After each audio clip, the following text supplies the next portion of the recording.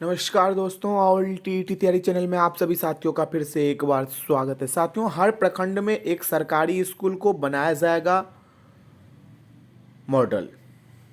सिद्धार्थ जी का कहना है, अपर मुख्य सचिव शिक्षा विभाग। नवाचार का प्रयोग करने वाले शिक्षकों का वीडियो शिक्षा विभाग की वेबसाइट पर अपलोड।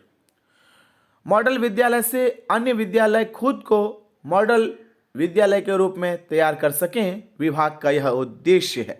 आगे पदस्थापन को लेकर के आप सभी, स्थानांतरण को लेकर के आप सभी बहुत ज़्यादा परेशान हो रहे हैं।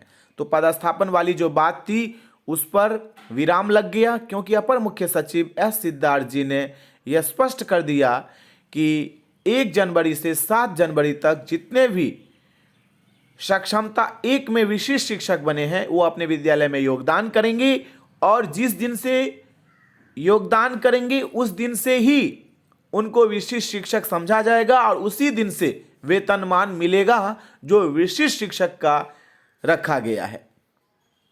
अपर मुख्य सचिव ने कहा है कि राज्य में ऐसे भी विद्यालय हैं जहां वर्ग कक्ष 6 हैं और शिक्षकों की संख्या 18 है। मैं यहां पर एक प्रश्न करना चाहूंगा अपर मुख्य सचिव एस सिद्धार्थ जी से कि वर्ग की संख्या से शिक्षकों का अनुमान नहीं लगाया जा सकता, क्योंकि वर्ग यदि 6 है और वहां पर 1 से 12 कक्षाएं हैं तो क्या वहां पर 18 शिक्षक नहीं होंगे? ये मेरा प्रश्न है। आप बोलिएगा कैसे 18 शिक्षक होगा, तो मैं आपको गिना के दिखा देता हूं। 1 से 5 में कम से कम 4 से 5 शिक्षक होनी चाहिए, तो वहां 5 हो गया। 6 से 8 में कम से कम 6 शिक्षक होनी चाहिए, क्योंकि 6 विषय का पढ़ाई है तो 6 शिक्षक अनिवार्य है, तो 11 हो गया। वहीं 9-10 में 7 विषय है तो 6 कम से कम शिक्षक वहां भी होना चाहिए, तो 11 और 6 17।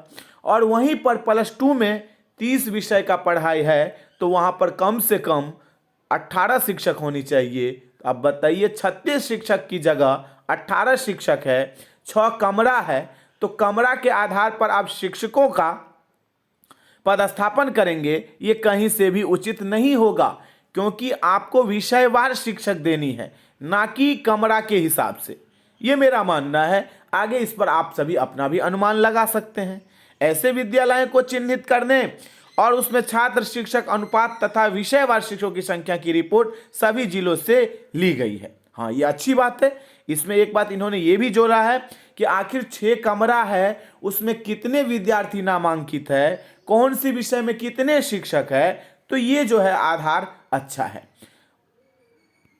शिक्षकों के स्थानांतरण और पदस्थापन में इस बात का पूरा ध्यान रखा जाएगा कि शिक्षा का अधिकार कानून के आलोक में छात्र शिक्षक अनुपात के साथ साथ विषयवार शिक्षकों की संख्या का सही अनुपालन हो। बिल्कुल, अब यहां पर जो मैं प्रश्न किया था उसका जवाब भी मुझे यहां मिला है, लेकिन इस प्रकार का बयान नहीं होना चाहिए। यह जिम्मेदारी जिला अधिकारी की अध्यक्षता में गठित जिला स्थापना समिति को दी गई है। तो ठीक है, डीएम साहब के अध्यक्षता में इस प्रकार की कमेटी बनी है और इस प्रकार से आकलन यदि किया जाता है जिला के अंदर में कि आपके जिला में कितने स्कूल है, शिक्षकों की संख्या कितनी है, किस स्कूल में किस विषय के शिक्षक हैं, किस विषय के शिक्षक की आवश्यकता है, तो ये अच्छी पहल है विभाग का।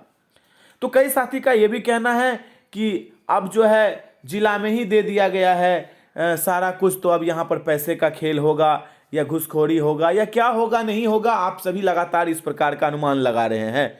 मैं आपको आश्वस्त करना चाहता हूं, एक बात बताना चाहता हूं, जो हमें बात हुई है कि सब कुछ पोर्टल के माध्यम से ही होगा, और पोर्टल के माध्यम से यदि सब कुछ होता है तो उसमें किसी का भी नहीं चलेगा, चाहे वो कोई भी पदाधिकारी क्यों ना हो। फिर भी आप कहते हैं तो स्वाभाविक है, पोर्टल के माध्यम से भी 1% हो सकता है, ऐसा अनुमान आप लगा सकते हैं।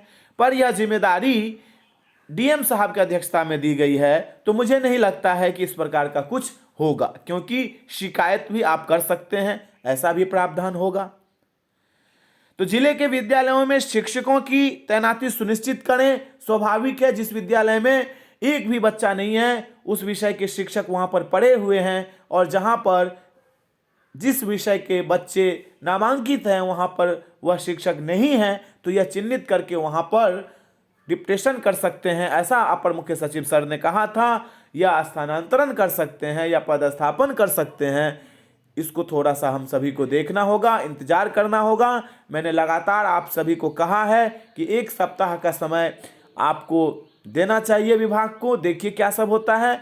मुझे पूरी उम्मीद है कि आज रविवार है, अगले रविवार तक सब कुछ क्लियर हो जाएगा कि किसका ट्रांसफ़र हो रहा है, किसका पदस्थापन हो रहा है, क्योंकि विभाग में लगातार इस पर कार्य जो है वो हो रही है।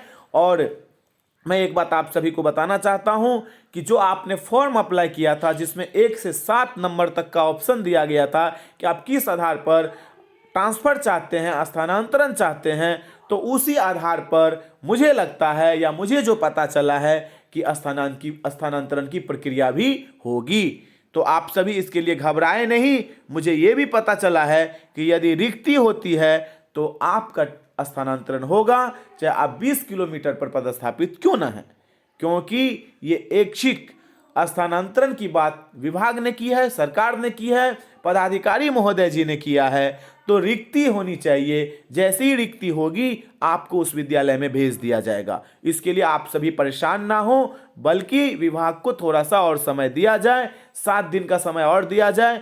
उसी प्रकार आपने ये भी देखा है कि जितने भी हमारे साथी विशिष्ट शिक्षक बने हैं नियोजित शिक्षक से, उनका योगदान 1 जनवरी से शुरू हो जाएगा। कई साथी का कहना है कि इंक्रीमेंट सरकार को देना पड़ता, इसलिए 1 जनवरी से किया है। अब देखिए सरकार ने क्या सोचा नहीं सोचा, हम तो इसके बारे में कुछ नहीं बोल सकते हैं, आप सिर्फ अनुमान लगा सकते हैं। पर आपको यदि विशिष्ट शिक्षक बनना है तो आपको 1 जनवरी से 7 जनवरी तक अपने ही विद्यालय में योगदान करना होगा। इससे बड़ी उपलब्धि आपको विभाग और क्या दे सकती है। हाँ, निरंतरता का लाभ आपको नहीं मिला है, वेतन संरक्षण का लाभ आपको नहीं मिला है, क्योंकि लेटर में कहीं भी इस प्रकार से जिक्र नहीं है। उसमें स्पष्ट रूप से कहा गया है कि जिस दिन आप योगदान करेंगे उसी दिन से आपका वेतनमान जो है वो शुरू होगा। आप बने रहिए ऑल टीटी तैयारी चैनल के साथ।